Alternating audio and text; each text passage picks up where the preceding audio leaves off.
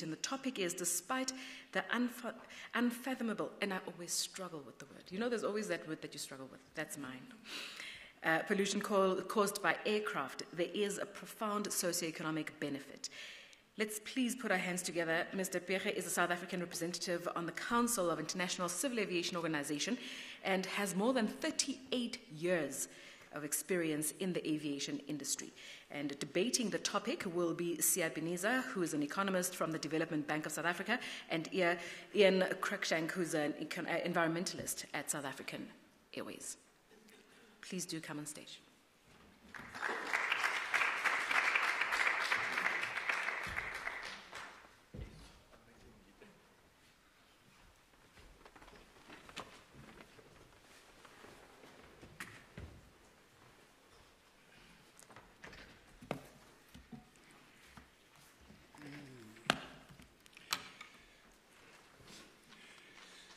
Bonjour à tous. Mangadef. Is there somebody answering me? Okay, colleagues, thanks. And thanks for Madam for introducing us. We are going to be looking at the issues of environment. And like you, my sister, this word, unfathomable, I said, I'm going to swallow my tongue. What does it mean? And we talked about it's impossible to understand, difficult, impossible to measure, and all these things. So we're going to go through this presentation, and after the presentation, I'll be allowing my colleagues, because there's two sides of the coin.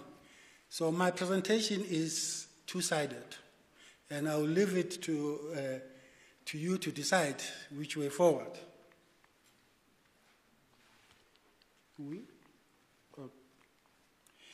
Right, I'm going to start with IATA. IATA indicated that African airlines have experienced a 6.5% increase in traffic. And all regions posted an expansion in capacity in July 27, and 6.1% on year.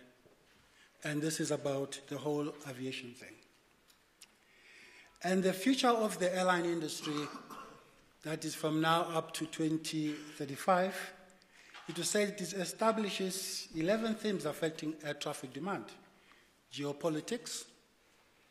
As you know that we've got what we call the single African air transport market and the Yamoussoukros and things. Data, which is, today we're talking about big data, which is a big challenge. Africa and Asia as the growth points. Government's role in all this thing. Security and borders, as you know, aviation is about security, safety and facilitation. Privacy, trust. Business models. The young man spoke about innovation, which is one of the very important things. The economy, values of community, environment, which is the topic, and technology. The International Assistance Platform for Infrastructure Development in Africa indicated that despite cross-cutting nature and multiple links to other economic sectors, air transport received just a mere 4.2% of total ODA provided by donors, in comparison to road transport, which was allocated 54.7%. Now, if you take 4 kilometers of road, it just takes you from one village to another. And a 4-kilometer runway takes you to Honolulu and back. So you can imagine what that 4 kilometers mean. Kanzo, when he looked at aviation, he says, these are exciting times in aviation and air traffic management in Africa. Africa has huge potential to develop, increase trading links, grow the economy. And of course, we have challenges of poor connectivity. ATAC, which is the Air Transport Action Group, indicated that aviation will improve its fuel efficiency by 1% by 2020. And then from 2020, the carbon emissions from aviation will be capped through the carbon neutral growth. And by 2050, the net aviation carbon emissions will be half of what they were in 2005. In ICAO, in terms of the World Aviation Forum, we're looking at the prosperity of member states to accelerate the implementation of international civil aviation, and of course, to talk about the no country left behind. In terms of freight, world freight traffic is growing. And in terms of the global approach to reducing aviation emissions, it's a vision for the future. In 2007, IATA had a vision. It says to build a zero-emission aircraft within 50 years. Isn't that interesting? And this will be done through 4 pillars: improved technology, effective operations, efficient infrastructure, and positive economic measures. IATA again in 2009, addressing these issues of emissions, says a cap on aviation CO2 emissions from 2020, an average improvement in fuel efficiency, and a reduction of emissions of 50% in 2050. It's relative to 2005 levels. In ICAO, in the last assembly, the Assembly took a resolution in terms of market-based measures. The preamble of the convention, which states that the future development of international civil aviation can greatly help to create and preserve friendship and understanding amongst the nations of the world. That's the Chicago Convention. And to develop the principles and techniques of international air navigation to foster the planning and development of international air transport to meet the needs of people of the world for a safe, regular, efficient, and economic air transport. In affirming these greenhouse gas emissions, these are the organizations that are cooperating to ensure that aviation does not pollute.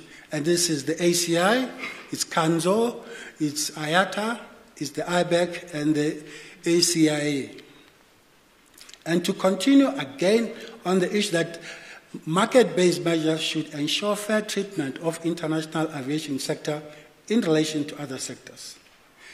And again, that market-based measures should not impose inappropriate economic burden on international aviation. And with regards to issues that we're dealing with in aviation, those aircraft technologies, I mean, gone are the days of flying the 707. Today we're flying the Dreamliner. And the efficiencies around that airplane, the operational improvements, sustainable alternate fuel is one of the market-based measures. And of course, the alternate fuel is another big subject that is on the table at the moment, and I think my colleagues will be talking about that. And now we've come up with what is called the carbon offsetting and the reduction scheme on international civil aviation. And the aim is above the 2020 levels, taking into account special circumstances and respective capabilities of states. Now, this is the plus of aviation. But now there's the other side of the coin. The other side of the coin by the Fuel Watch Group, which is an organization that represents over 100 civil society worldwide, issued a report titled, ICAO's Aviation Biofuels Plan is a Dangerous Distraction. The greenhouse gas emissions from aviation are rising faster than those from almost any other sector. ICAO and the industry therefore intend to rely on carbon offset condemned by over 100 civil societies. And another group again, the Rainforest Rescue Group. It says international aviation wants to achieve a carbon neutral growth using the 250 billion tons of biofuels a year, according to ICAO. What the industry representatives aren't saying, this will mean palm oil, jet fuel, and destroying the rainforest in the name of green air travel. Consider ICAO plans of carbon neutral growth to be a deception of the public. The only truly environmental friendly solution is a reduction in air traffic. The other side says we should increase it. This guy says, no way, let's reduce it.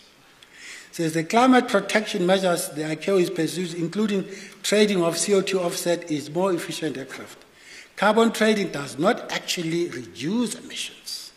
The aviation industry is merely buying a license to pollute. Wow.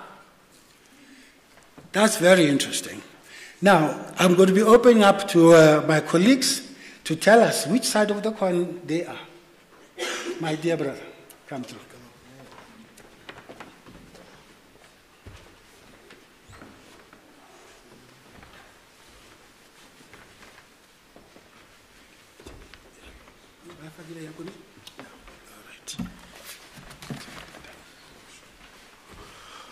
All right. Morning, everyone. Are you all well? Good, good. All right. So my name is Sia. Just first off, I must say some of the views here are not necessarily the bank's views. I have to protect myself and my job in case I say something stupid here today. But yeah, today's topic is actually quite pertinent. It's whether the issue of, aviation and, development should be pursued versus, concerns around the environment. But generally, the word unfathomable might seem a bit out of place here because there are people who would say, especially environmentalists would say, it's actually quite fathomable. We can quantify the amount of pollution, quantify the amount of greenhouse gases, etc. But the general gist of my point of view today would be to say that despite the negative environmental impact of aviation as an industry, we should definitely pursue its development because of multiple benefits that it comes with, socioeconomic, economic benefits, and political economy benefits. However, we should also focus much more on investment in innovative fuels to reduce the economic, or the environmental rather, impact of the industry. So I'm going to get straight into it. So looking at the benefits of the aviation industry, obviously the first that come to mind are socioeconomic impact in terms of being able to travel, move from place to place quite easily, and obviously the benefit that comes from that in terms of tourism, and that's also related to the economic benefit that comes from the actual tourism. But here, the reason why I've categorized it as socioeconomic is that, there's a slightly practical or non-economic benefits that the aviation industry provides in easing the movement of people, exposing people to different cultures, exposing people to different ideas, and that's what we're trying to capture here. And it's not just a story of, for example, international tourists or the international community getting access to South Africa. There's also quite a significant amount of domestic travel that takes place as a result of the aviation industry. Here I've got some of the latest figures from the Aviation Afrobarometer by AXA.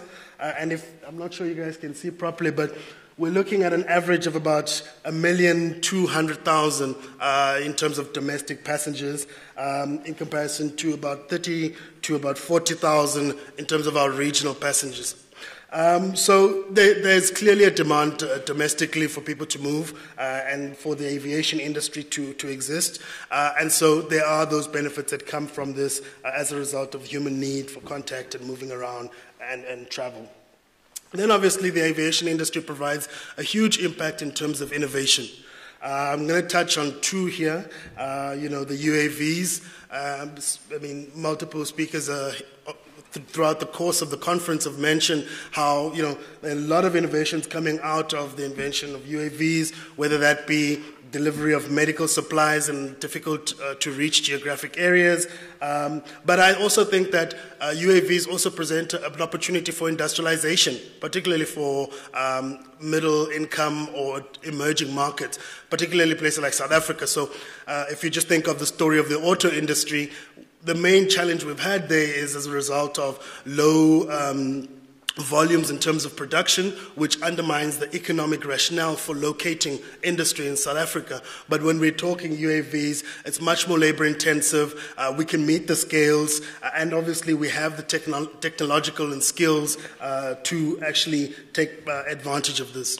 Apart from this, there are other innovations such as Denel's SARA, which I think presents a huge opportunity, especially if you want to promote regional integration. The smaller flight, the smaller, airplane has obviously got benefits in terms of its impact environmentally, but also has a benefit for consumers in terms of affordability of flights, regularity of flights, and also being able to promote movement in the much closer spaces on the continent in terms of some of the regional economic communities or SADC or East Africa. So the aviation industry has a very significant contribution in terms of innovation and industrialization.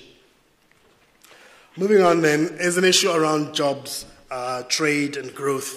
A recent study by African Economics, or NKC Africa Economics, is that the industry employs about 300,000 South Africans as a result of some direct jobs, which contribute around 58,000, it's not very clear from the audience, in terms of direct jobs in the industry, but then there are also catalytic jobs or jobs that are associated with this.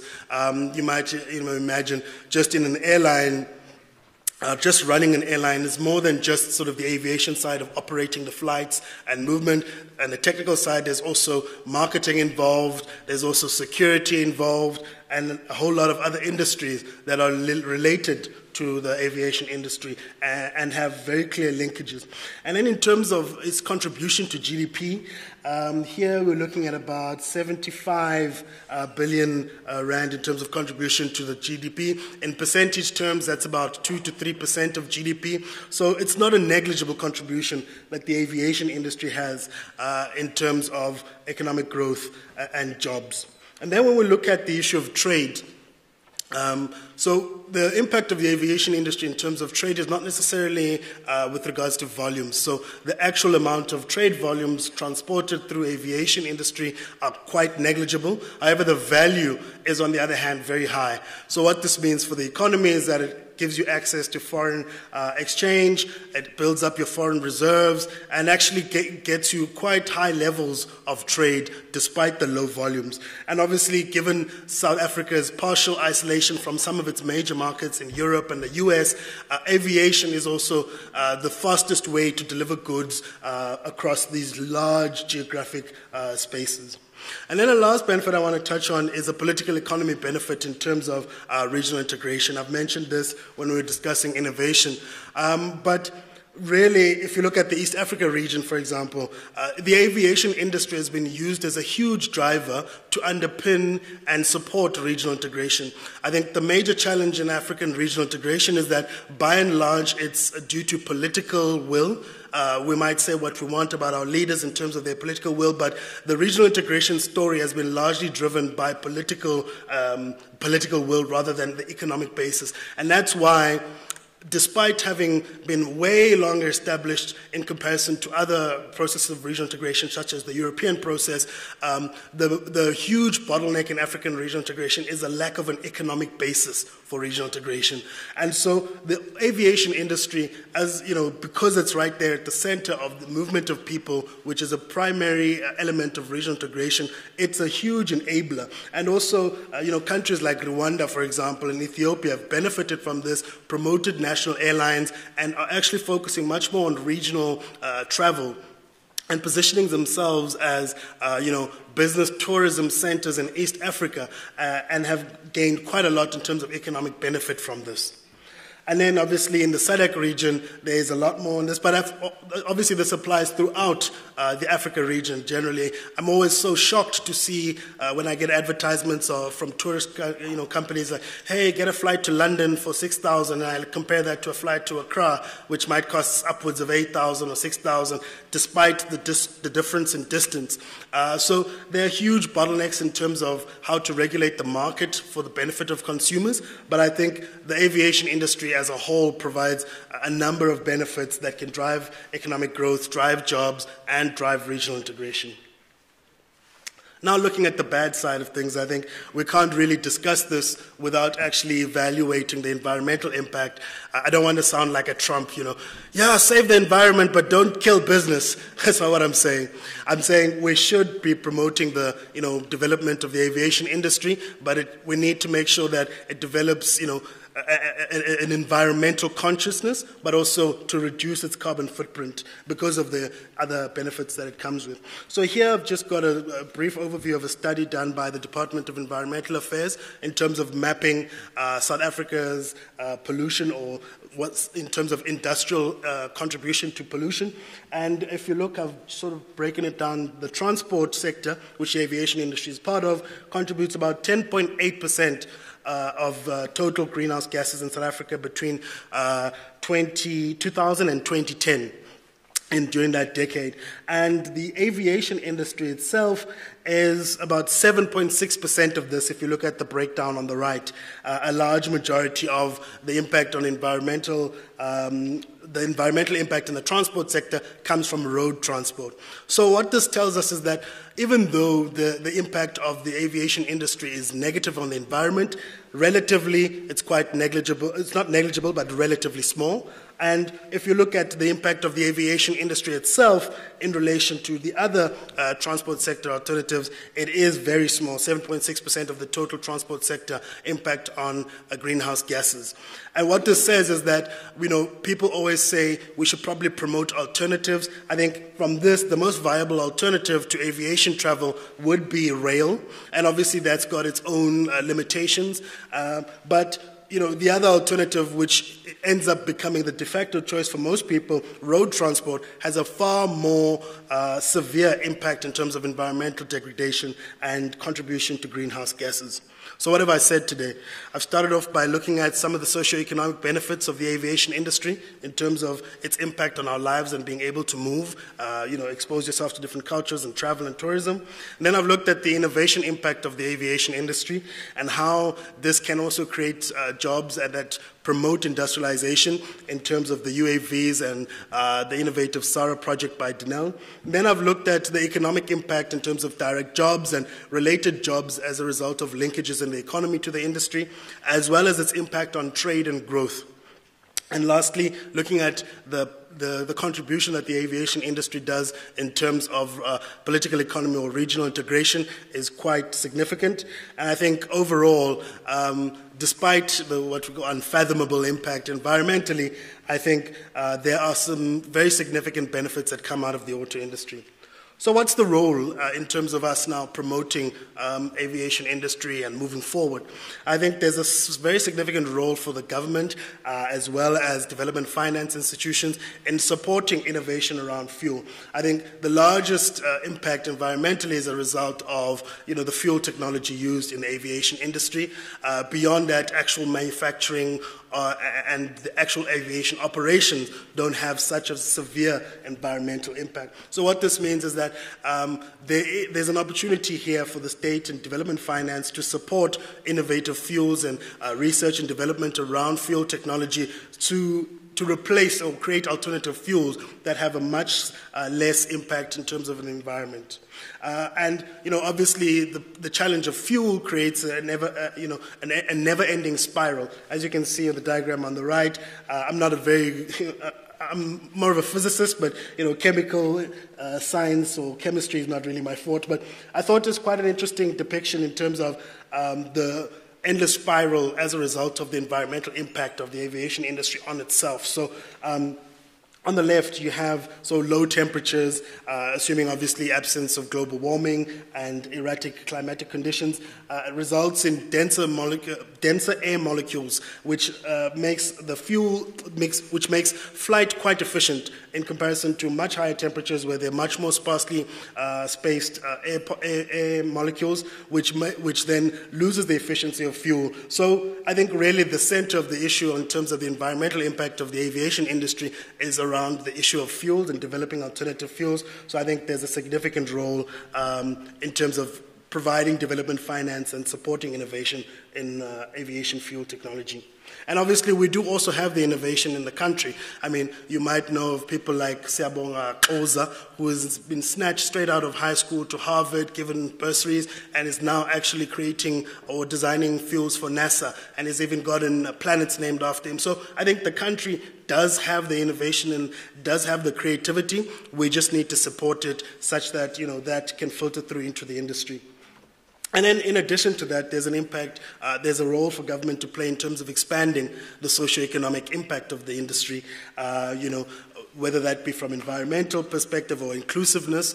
So I think generally I'm a newcomer in terms of the aviation industry generally, but having read a bit about ATNS and realizing how much of a significant role it plays in terms of training and developing and transformation in the economy, I think we need to support those types of initiatives that are coming out of the industry, because I think apart from the socio-economic, the economic benefit and innovation, I think there's a huge role that the industry could play in terms of transformation and socio-economic impact.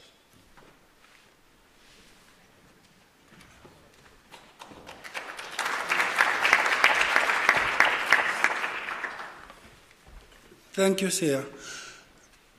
What is the big fuss? Ian, aviation is less than 2%. What's the big fuss?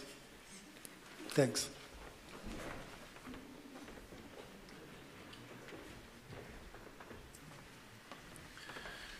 Great. Good afternoon. Allow me to introduce myself. My name is Ian Cruikshank. I work for South African Airways, and I'm responsible for our Group Environmental Affairs Division. And we take care of all of the environmental matters that come up. So, I don't know if I'm going the right way. So, yes, aviation is an inherently polluting business.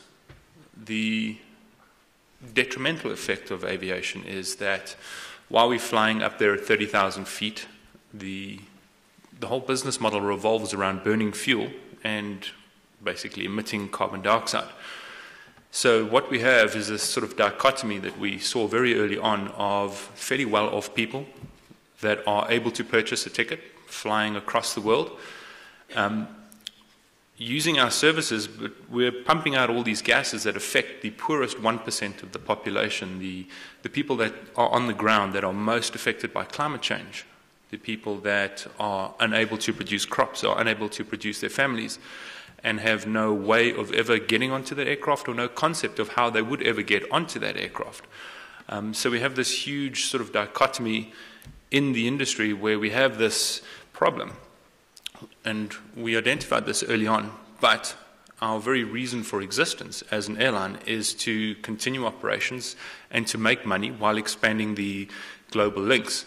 So how do we get around this? How do we try and future-proof our business so that we are not in a lot of trouble in a few years down the line when environmental issues really do start to come to the fore? We've already noticed the number of events. We are experiencing a lot more turbulence. There's a lot more superstorms rolling through. We're having a lot more impact on our operations. And that doesn't escape the attention of the world. And so when the world looks at aviation and says, well, what are you doing? We need to have an answer. If we don't have an answer, we're going to be given an answer. We're going to be given a stick instead of a carrot. So what we've done there is, and unfortunately the numbers are not there, but this is the carbon footprint of South African Airways, the South African Airways Group.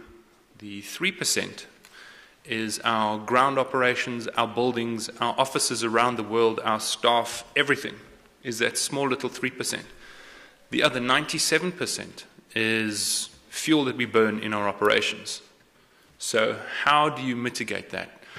Battery-driven aircraft, nowhere close. 2050 is the target, not even going to get close, according to Airbus and Boeing. We are stuck with liquid fuels, so what do we do to address this? So at SA, we have a number of programs that we've initiated over the last 5 years. So I've been billed as an environmentalist, but I'm more of a sort of pragmatic environmentalist. And we've developed a 10-year program at SA to see what we can pragmatically do to counter our impact on the sort of carbon space, and also what can we do to mitigate the sort of negative perceptions of aviation with the public, our customers? How can we make our customers feel better about choosing SA? So we have things like a voluntary carbon offset program. And in the introduction, there were NGOs that were very much against this, but at least it's a start. We do support projects that are 100% verifiable, UNFCCC approved, so that we know that the money is going to the right places. But we also mentioned that we're in a very difficult space in terms of the African continent. People are fighting for survival, never mind thinking about the environment. So we've had very low uptake on this, even though the program has been running for about 5 years. It's not particularly, it's not particularly well supported at all. It's not popular, but we do have a recycling. We try and recycle stuff out of the air. We recycle stuff in our office. We have a sustainable procurement policy. We actually give points to people that have other sustainable procurement policies that have greener goods. We are switching to try and find things that are better. We have cleaner paper, we have better bottles, we serve food on slices of bamboo rather than plastic. So we are doing our bit there. We are part of the environmental assessment program that IATA conducts. We're a stage 2 airline. We're one of only 2 in the world that qualified a few years ago. So we're at the very cutting edge of environmental management. And this program is growing. Everybody is probably familiar with IOSA. This is based on IOSA, but it's for the environment, and it's growing and it's growing and it's growing. And it's going to become very relevant very, very soon. We also have an energy efficient program. We are changing our hangar lights. We are discussing putting up a massive solar farm so that we can use electricity on the ground. Clean energy, less energy. All these things relate, though, to the 3%. So we still haven't addressed any of the issues of the 97%. We are reducing our water use. We're very cognizant of the fact that we're running out of water in the Western Cape. It's already affecting our operations. We have to ship a huge amount of water down to the Western Cape so that we can fly it back up. And it does affect our operations because aircraft that stay overnight have to be cleaned, the toilet and water service. We have to put more water back into the aircraft, and it's getting more and more difficult in water-stressed regions. It is already an issue. Then we come on to biofuels, which can be a very sort of contentious topic. In the previous presentation, it was spoken about that we are using palm oil and we're going to eradicate rainforests in order to get biofuel for our aircraft. And there's an organization with over 100 NGOs that are behind them saying it's a bad thing. So what we've done is we do have a biofuel program, and last year we conducted the first biofuel flight in Africa. Both SA and Mango conducted a flight from Johannesburg to Cape Town. What we have done is we've teamed up with an organization called the Roundtable on Sustainable Biomaterials. So we will not use any kind of a feedstock that is not sustainable. And so we go through these metrics. We look at land use change. We look at, are we impacting the water? We look at the long-term usage of agriculture for biofuel, food versus fuel. So we're not actually going to impact on the environment. We're not going to go and destroy a rainforest, and we're certainly not going to go and use palm oil to create a biofuel. What we have is, at the moment, the sort of primary focus of the biofuel program, if you like, is a crop called Solaris, a tobacco crop that we harvest oil from. And we take this oil and we produce a biofuel.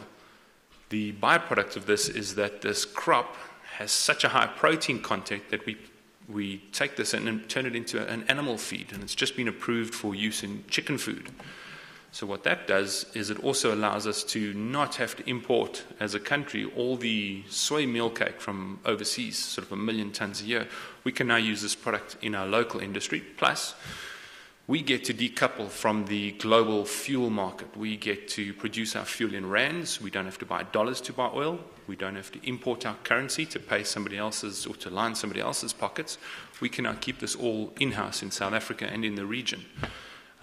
So a biofuel program doesn't have to be a nasty thing. This program addresses so many boxes. It creates so many jobs. It creates so much economic benefit for the country, while also creating a benefit for the airline. Biofuels also offer us a 4% energy increase over conventional fuels. So if we're spending 10 billion rand on fuel every year, we're potentially saving 400 million rand just by starting a biofuel program. And then we do things like partnerships. We have a very strong partnership with the WWF. We have a partnership with the Forest Stewardship Council. We have a partnership with the RSB, etc., etc., etc. In these partnerships, we commit to doing certain things, and as a result of that, we are able then to use our logo next to a credible logo like the WWF. So in all of our endeavors, we are looking to be as sustainable as possible. We're looking to be as credible as possible. And we're looking to change the perception that airlines are bad polluters. We're looking to make sure that people look to us and go, wow, there's an industry leader that's making sure that if I buy a ticket, I can rest assured that I'm flying on a green airline, that my impact on the environment is actually severely reduced when looking at some sort of other operators. So what we've tried to do is basically make it about the consumer choice at the end of the day. We've done our bit, or we're busy doing our bit as an airline. So we have this pragmatic approach, and we're offering the choice to our consumers now to also do their bit. And we do this so that we are not impacted later. You also mentioned the scheme, the global scheme. That's a voluntary scheme that airlines have introduced. So it's not something that we're being punished with. It's something that we've taken upon ourselves. So my message is just that we are doing something. We are sort of conscious of the environment, but we're also very pragmatic. And I'm going to leave it there. Thank you.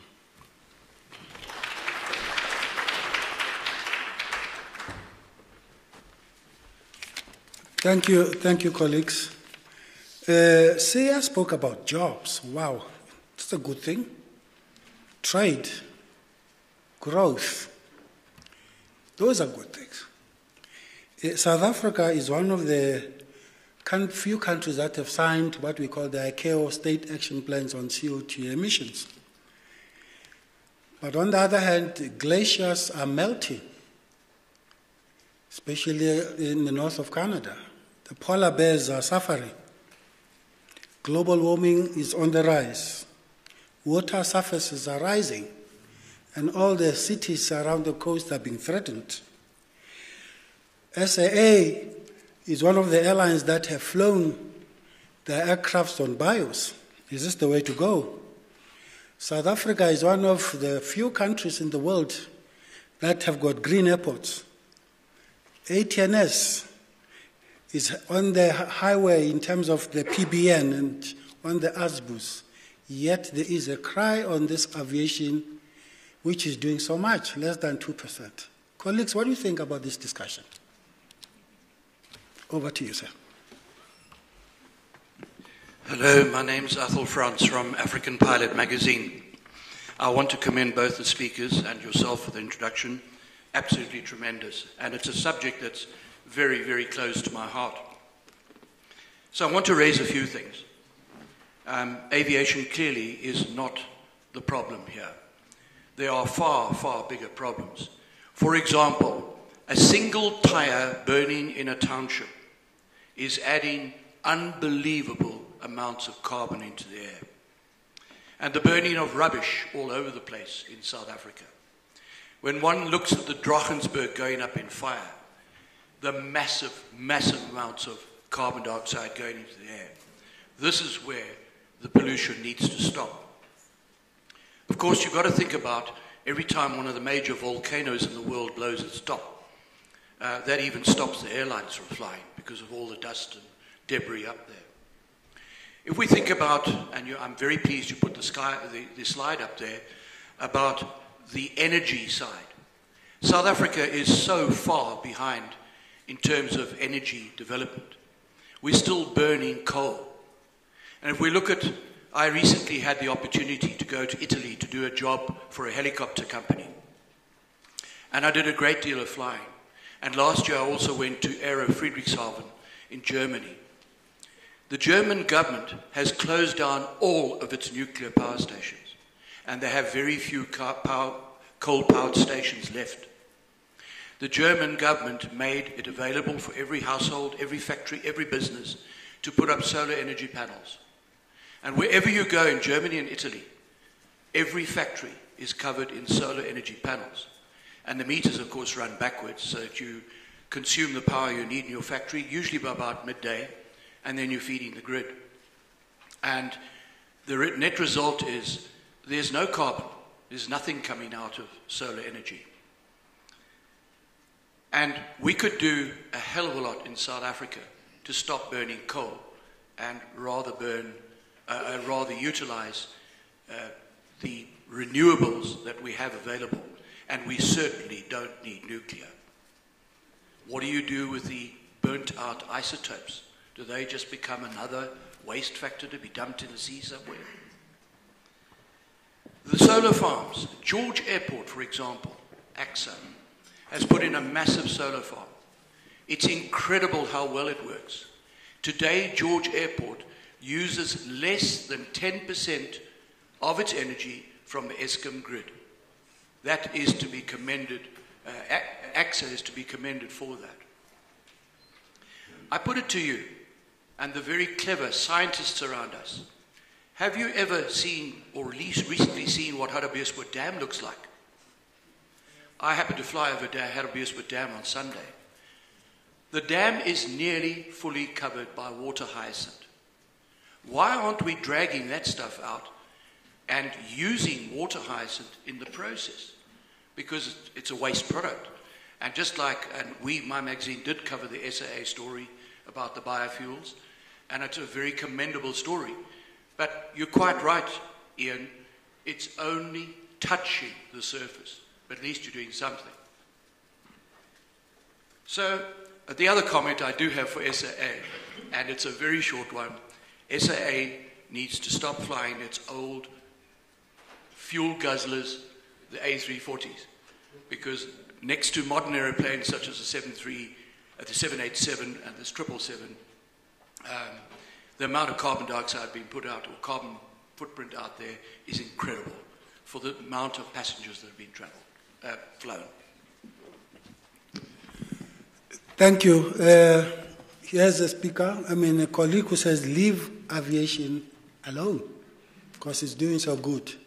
Now, you said SAA must leave the 340s.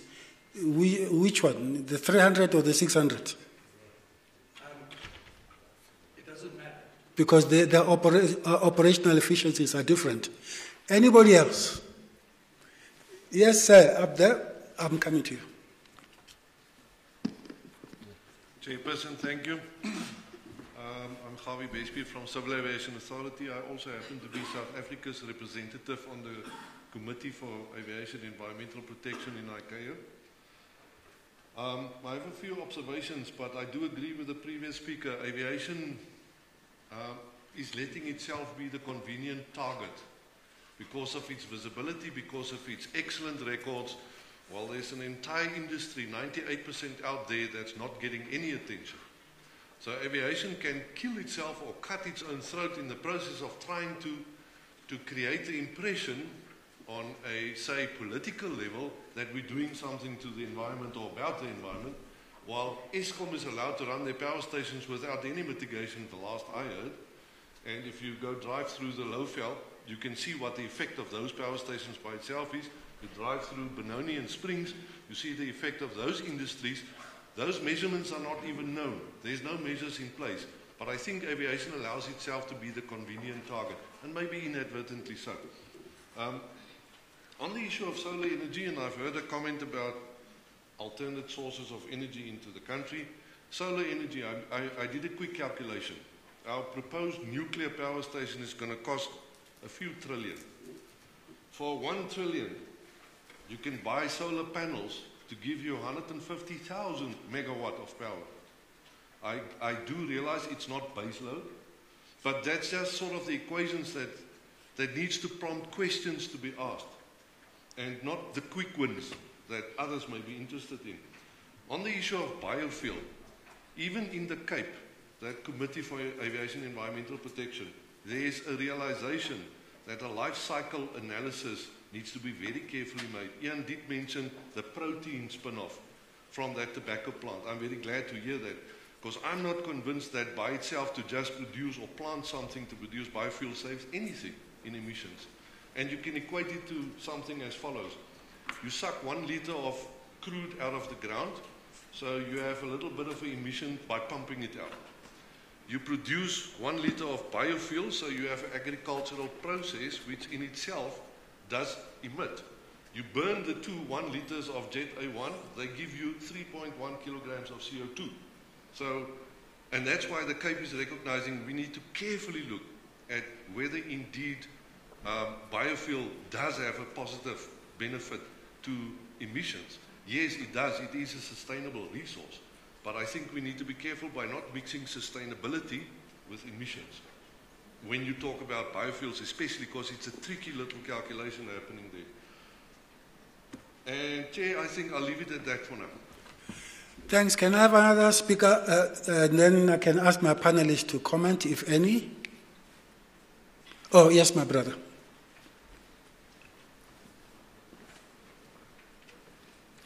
Hello, this is Hassan from Sudan. I think there is other things we can do with ground service equipment, which is use diesel fuel. We can get innovative things working on instead of this cars that use diesel fuel, and also the parking areas within airports it's also a polluted areas. We need to work on to facilitate people coming in and out airports.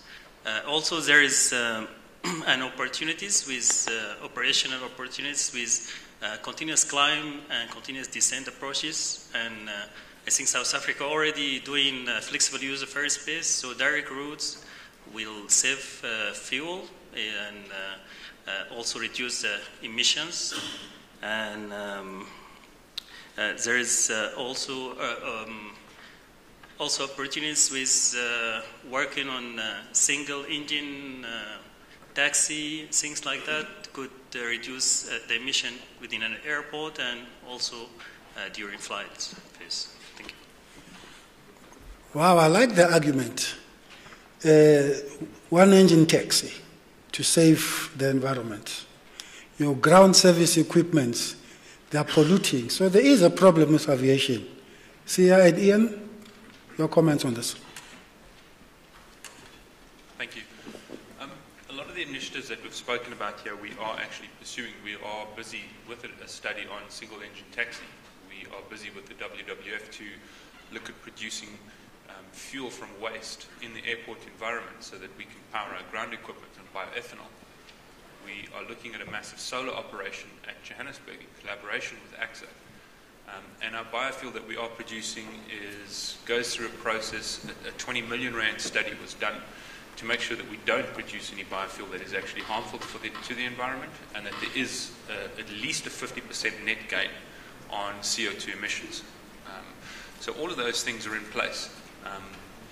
One of the aspects that was mentioned in the briefing note was, and the theme has been sort of going here, is what about, we're talking about all of this, and we're putting all of this development into mitigating the environmental impact of aviation, but can we, as the African continent, can we actually afford to do that when we have things like Athol mentioned? We have massive social problems, we have people that can't feed themselves, we have all these other issues. Would it not be better to leave aviation to do what they need to do and invest that money in all these other things? Cleaner power plants, social programs, etc., etc. Because a lot of the stuff that we've spoken about, we're busy mitigating for that already, because we are trying to get away from that stick approach. We don't want to be beaten with the stick, we'd rather have a carrot as aviation. But by pouring all this money into all of these innovative things and being forced to do that, are we not diverting resources from other areas that we need to sort of address more seriously? See, I've got a question for you. Mr. T has moved out from the Paris Agreement. Are you aware? Why has he done that? I think we all know Mr. T. Thanks. Yeah, just to clarify, not the 18. So look, I think at the core of this debate is obviously what are we pursuing? And obviously in a global capitalism, in the current state that it is, we're always going to be pursuing the bottom line, profit. But environmentalists keep reminding us, yes, you're going to get the profit, but if there's nobody else to survive to enjoy those profits, what's the point of it? But I think the huge challenge with the aviation industry and its inability to obviously respond to environmental pressures is because of its, firstly, fuel, and as we both mentioned, burning of fuel is central to the actual operations of the industry. And I think this can only be resolved in two ways.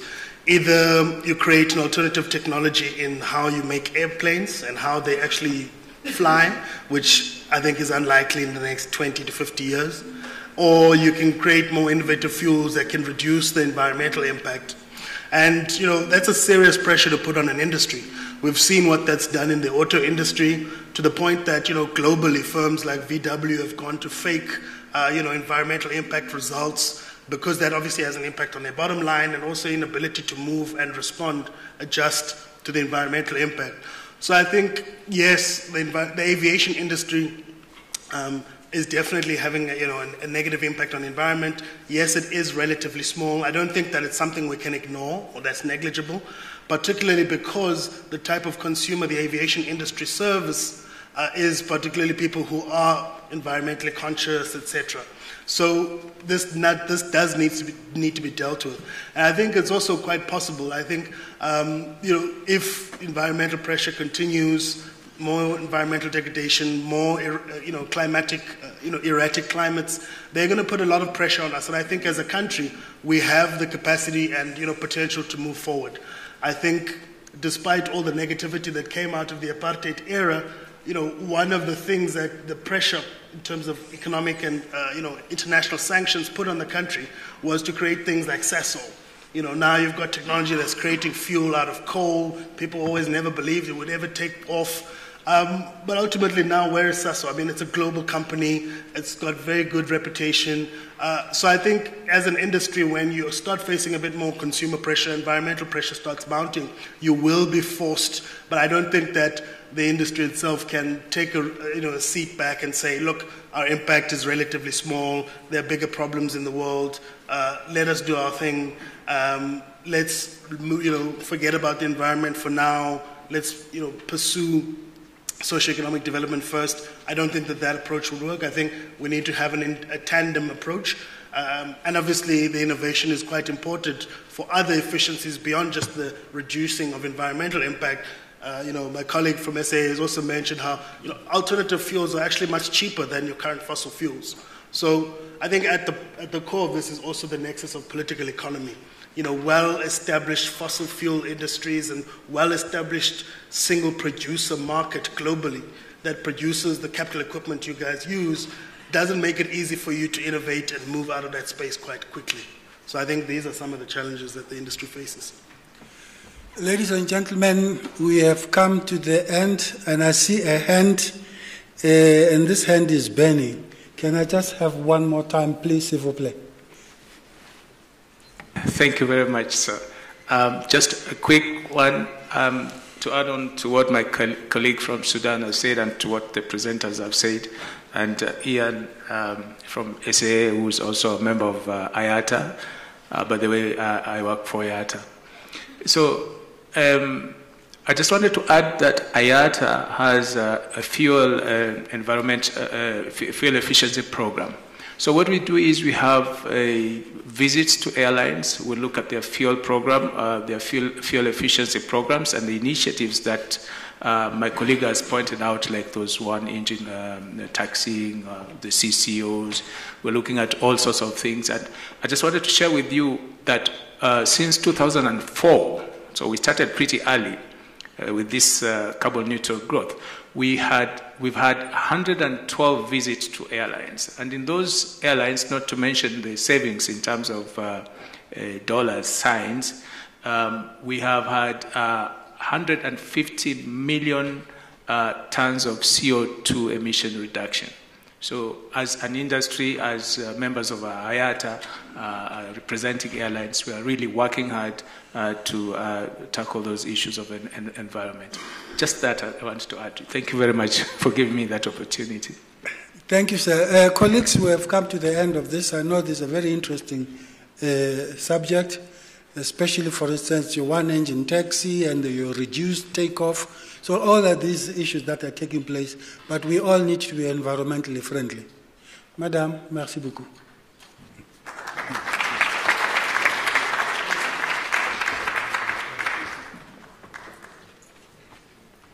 Can I please give you?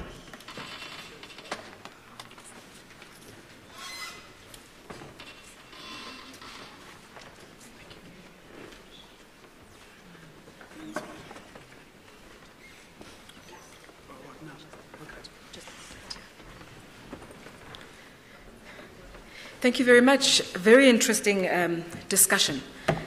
And it now gives me great pleasure to introduce Mr. Hassan Dalil from DCA in Sudan, and he will be speaking to us on functional airspace blocks.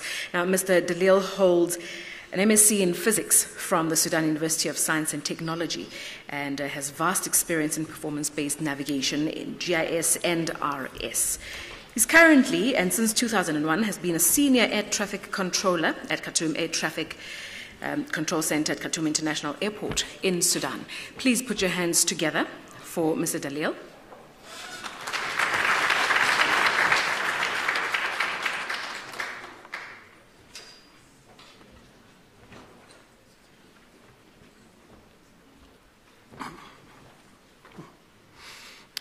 Thank you. I would like to take this opportunity to thank you all, the speakers and the organizing committee. It was a great conference and summit.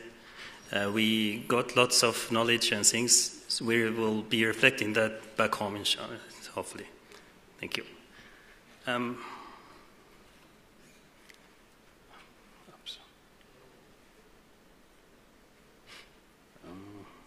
How it work? Yeah.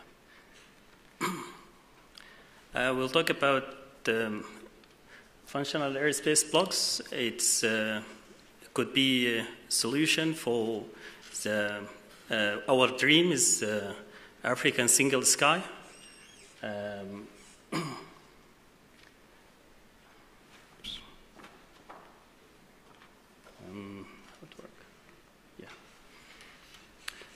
We will start with the global view for ICAO.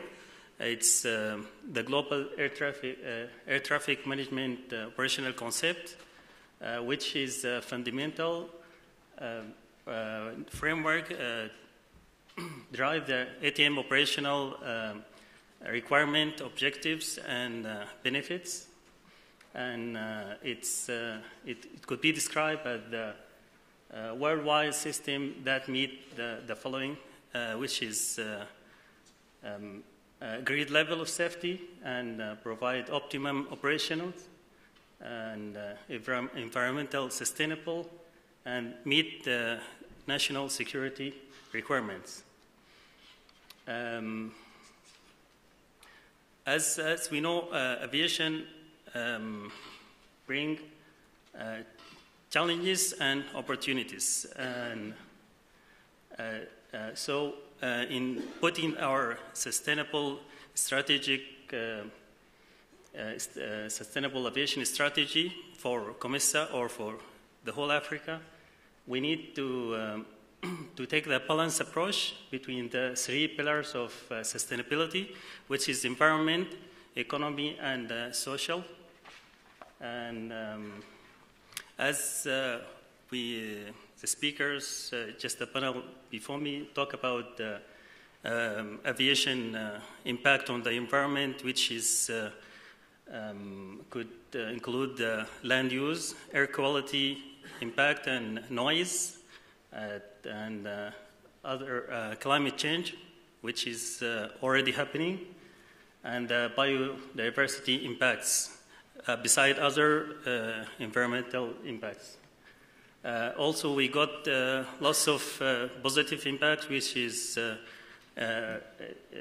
which is direct employment and indirect and other social and economic benefits for whom travel and for the economy of each country.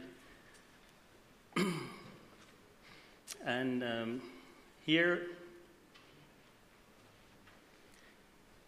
a fundamental initiative for COMESA's civil aviation authorities is to develop a safe, efficient airspace which has capacity to meet the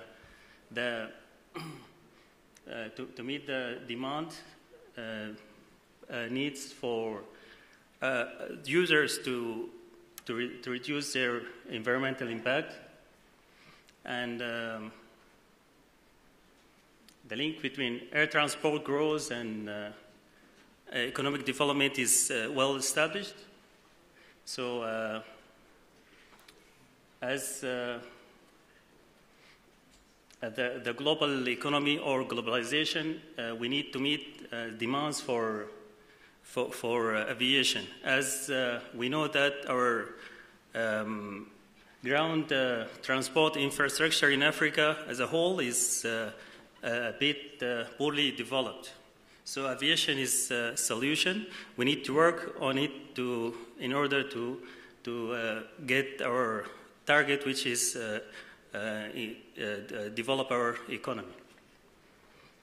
So environmental issues arise as a constraint for aviation in different ways, as a regulatory response to climate change, and also an operation growth constraint when you want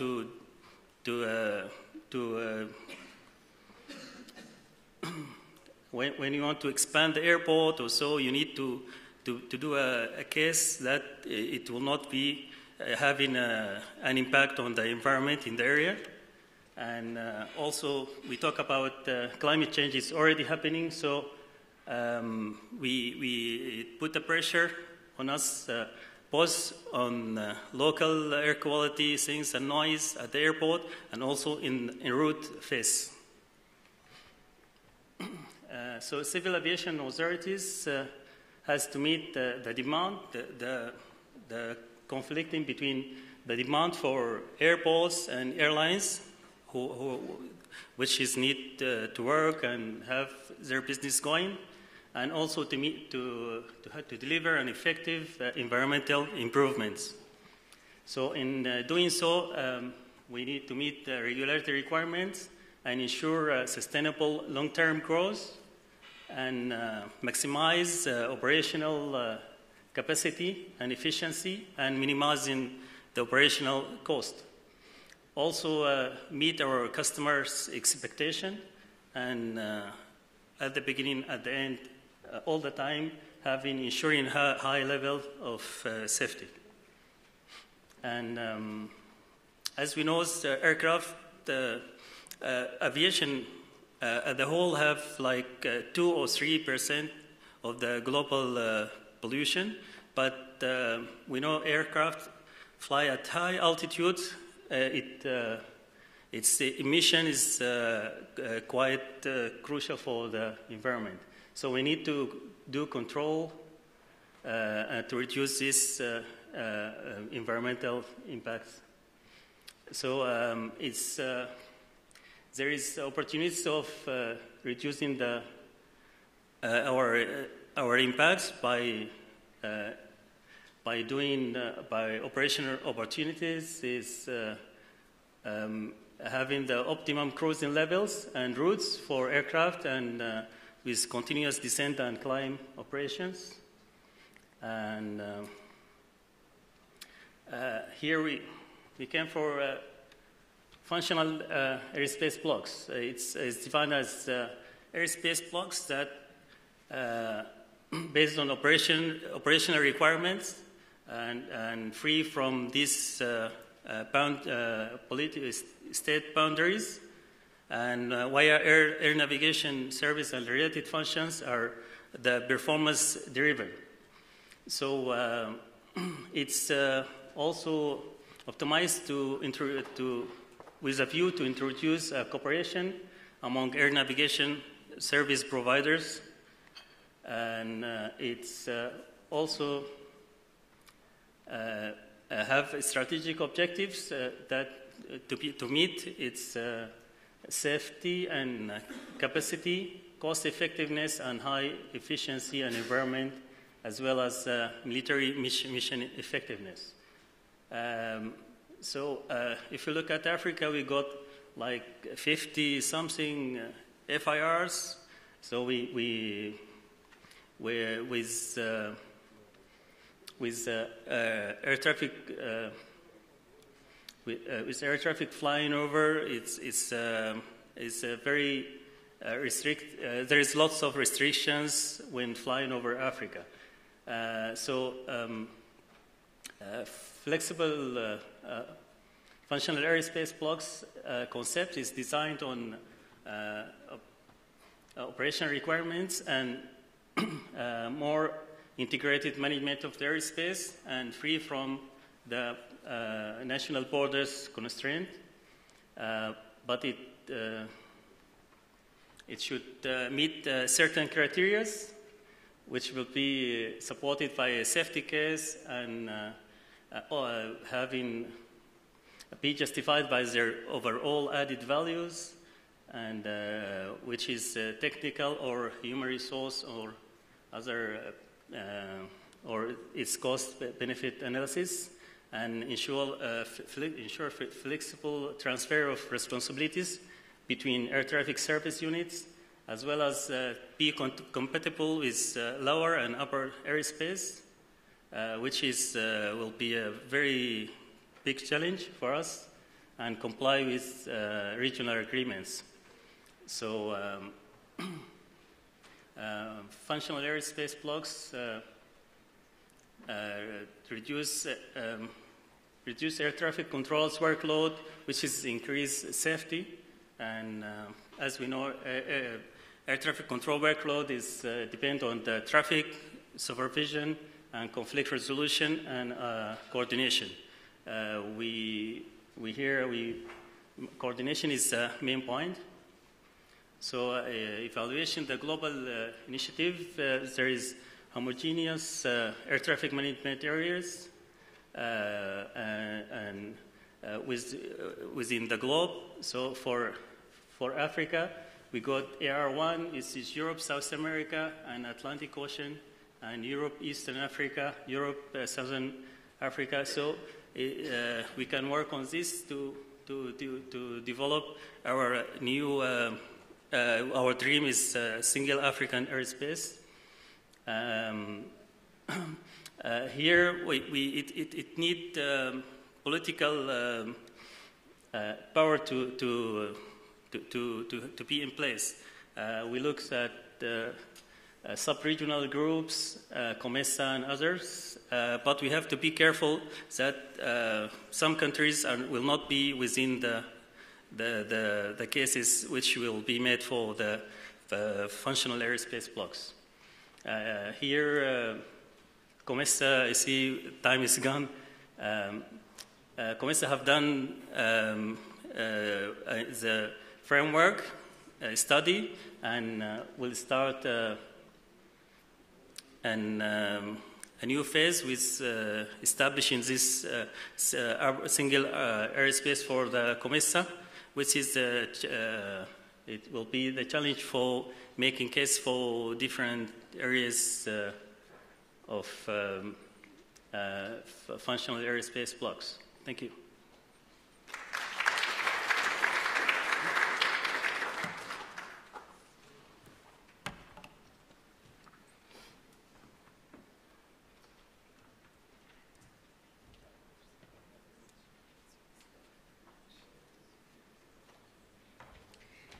Thank you very much, Mr. Delille. We now have an exciting new addition to our program, and I'd like to invite Refilwe Ledwaba, who was your MC yesterday at the conference, and is also a voice to be reckoned with, actually, in the aviation industry, and making women proud and doing it for the girls. We'd like to call her on stage and to present a certificate that makes, I do apologize, that makes that marks an important milestone, actually, in the history of South Africa. And the certificate will be handed over to Angelique Kieser. Refile, please will you come on board with Angelique, please.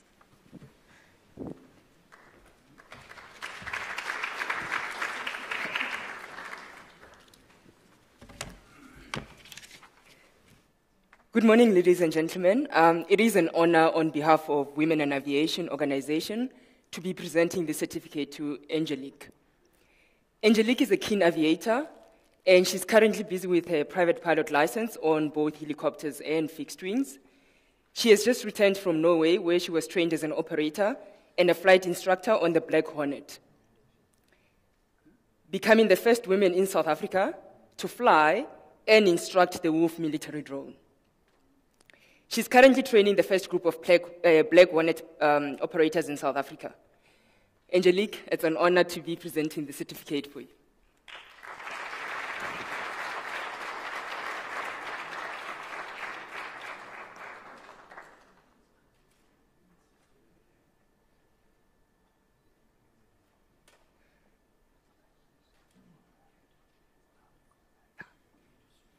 Okay, come this side.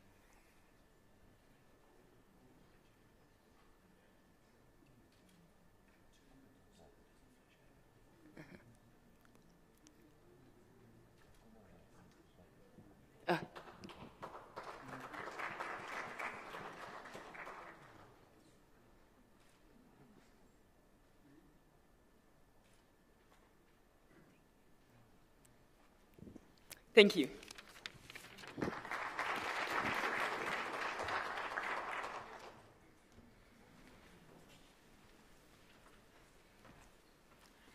Again, making me believe, as a person who's not in the aviation industry, making me believe that it is possible. Thank you. Congratulations again, Angelique. Before we have a live demonstration of the Desert Wolf military drone, we're going to have a short presentation to just demonstrate its capabilities. So I'd like to call on stage Henny Kieser to come up on stage just to show us how it works, and after that, we will then go see the real thing.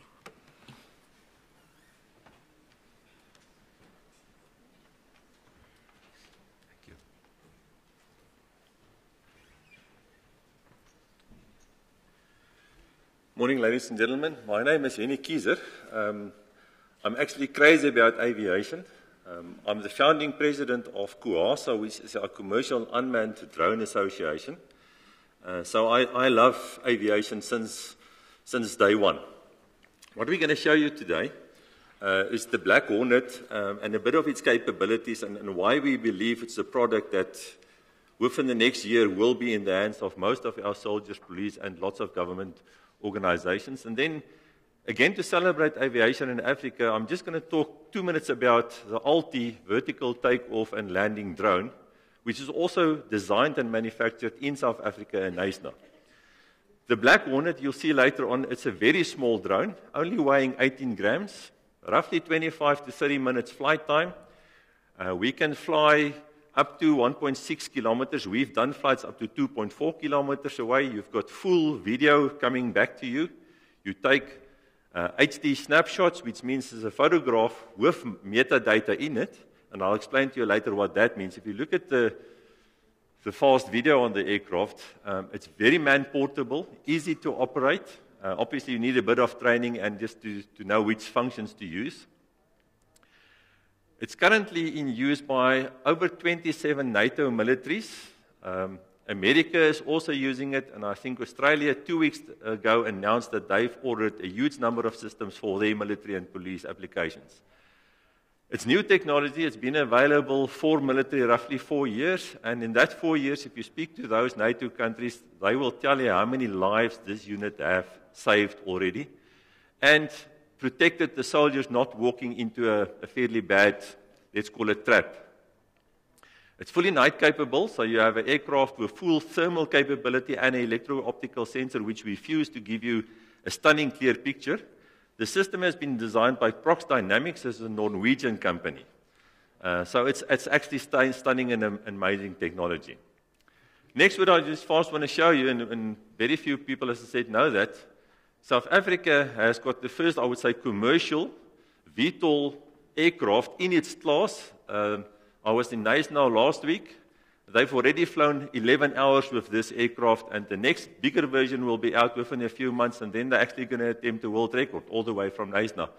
And most of the aircraft designed and developed in South Africa, and you can Google the spec sheet. It's an amazing product. Next, what we're going to show you, because the weather is a bit bad, we actually got the pilot to do some flights, and we'll show you that. But again, to celebrate what very few people again know, in South Africa, the Commercial Drone Association and companies have registered over 300 formal companies at CIPRO, and they lodged their applications at CAA. Now, more than 200 pilots have been trained, obviously, for these companies so that they can operate, and we expect a lot more certificates to come out within the next few months. As you can see, 640 drones have been registered with their aircraft numbers at CAA. 300 ROCs sitting at SACA as we speak today, and 17 of them have been approved in the last 2 years.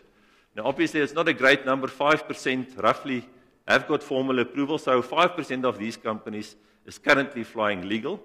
And as soon as SACA can go through the other 95%, we will have a huge number of formal companies, small companies, but creating between 3,000 and 4,000 jobs already within 2 years. A huge achievement, I think, for South Africa. Next on, we will just show you, that's photographs that the pilot took this morning, because as I say, it's raining and we were afraid it might rain too much. Just showing some of the photographs that you can take with the aircraft. And what's clever about the photograph, if you take a specific photograph looking at a specific target like the vehicle, and you analyze the photographs, you can then use the photographs to pre-program the aircraft to fly to that same point, turn the aircraft into that direction, select the, let's say, 45 downward camera, and show you the precise point that you were actually observing. Amazing technology, and in Africa, only South Africa and Algeria is allowed to have this technology. Obviously, we're pushing the Norwegian government to try and see which other countries we can get licenses for as fast as possible, because this drone saves lives. Thank you.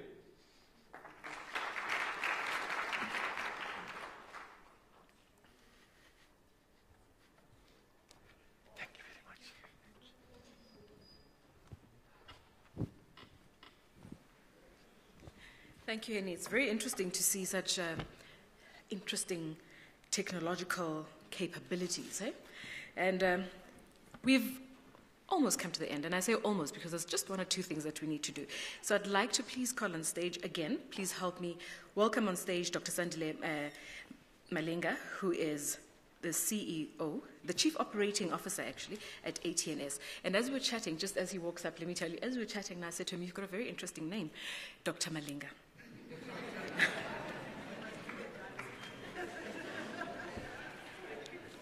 I'll start quaking. Ladies and gentlemen, normally when people close, they normally say, my job is a small job. It's not a small job. To thank you, it's a big thing that we have to thank you and close this summit. And I'll start by thanking our shareholder, the DOT, for the guidance and the support that we've got over the years and continue to get from the DOT. All the officials who are here, I would also like to thank Mr. Pierre, who has come all the way from Canada to be with us here. We'll really appreciate that. I'd like to thank our board, our chairman, who was here early. I'm not too sure whether he's still around, Advocate Mpahlela, the oversight that we receive from the board and the leadership that we get from the board. We would like to thank you. I'd like to thank our international guests who've come from afar. We had a guest from NASA, we had guests from all around the continent who've been with us and are still with us, and we'd like to thank you for coming and being with us and the contribution that you've made and the success that has resulted in this summit. I'd like to thank all the speakers, the panel members, the moderators, and everyone who's contributed to the success of this summit. Obviously, this would not have been a success without our stakeholders from all sectors. With BASA, with representing the airlines that we service, AXA, the CAA, and other entities, sister agencies that we work with, the CSR, ASAF, TIA, the DOT, the DTI, and many others that maybe I may not have mentioned. This will not have been a success without, obviously, our sponsors. We'd like to thank them, Thales, AXA, AME, ADB, Safegate, the South African Civil Aviation Authority, as well as TIA, particularly for the awards last night. The events would not have been a success without the facilitation by our MCs, Mr. Lidwaba yesterday and Ms. Mukwele today. We would like to thank you for that. Obviously, this has taken a lot of effort and a lot of time to arrange and to put together, and for that I'd like to thank the local organizing committee from everywhere that they've come, largely from the ATNS, and I also like to thank all the staff within our company who have contributed in one form, shape, and in every way that they have. Without your effort, this will not have been the success it has been. Thank you. Special thanks also go to Michelle and the team for arranging the events and the assistance that they gave to us as ATNS and the local organizing committee. We also like to thank the members of the media who are present here and were here yesterday. You are very crucial and for taking the message out there of such events and the activities that we embark on. We'd like to thank you. Obviously, everyone who's been participating yesterday, today, as well as the speakers' dinner that we had the day before yesterday, I would like to thank each and every participant. Without you, the summit would not have been a success. As I close, I would like to say this is the 6th edition of this summit. As ATNS, we've come a long way, and each and every year we grow, we learn in what we do. And this summit, we've covered quite a wide array of things, looking at the basics and the core areas of air traffic management yesterday, the issues on no country being left behind and what we need to do as a continent of Africa so that we don't retard others and actually accelerate to where they are. We also looked at the upper space management issues, how we can harmonize and centralize things where possible. We also discussed the issue on how, as ATNS, liaise with or engage with our stakeholders, the airlines, in terms of determining the permission. Obviously, we enjoyed the awards and the innovations that were presented yesterday, last night. And this morning, obviously, we were inspired by Ntato and the work that they're doing as young people, and the challenge and that he threw in our direction to allow them to move as fast without retarding such efforts. Issues of industrialization were also important and touched upon.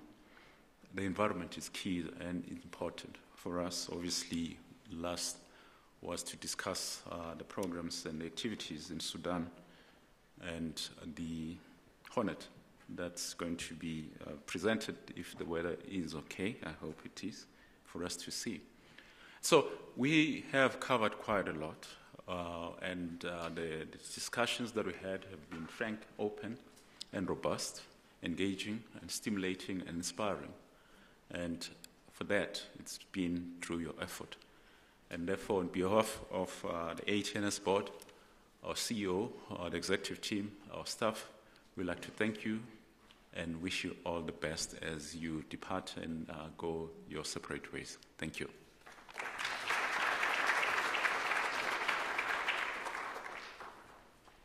Thank you, Dr. Malinga. That brings us, ladies and gentlemen, to the end of the formalities for this year's conference. Thank you very much for being part of it. Just before you go, somebody left a cell phone, up there somewhere.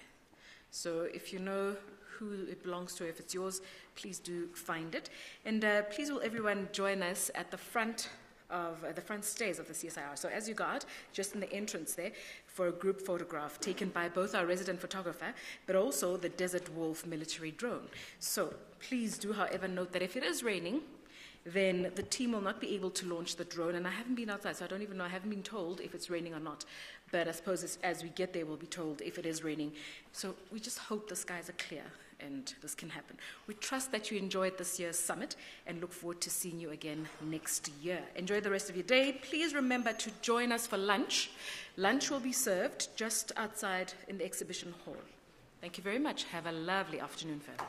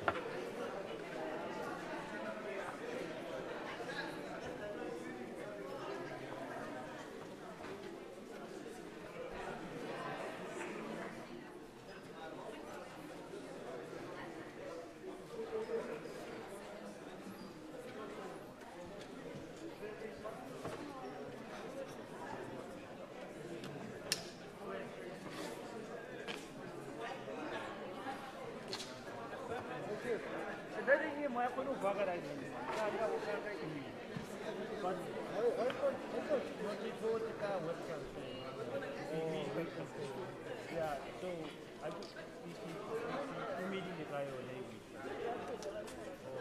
I thought I would download it and then. Yeah, you just download it. That's why I didn't get the information. No. I downloaded it. Oh, and then you must update it. And then on the download, take the file. You know, because you are downloading from the PC. Okay, use our email address where you want to send it. Email address, come. We'll make it easy.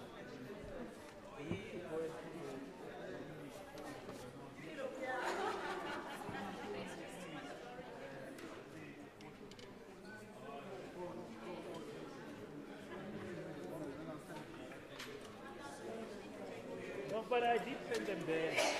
But no, they transfer. I didn't speak.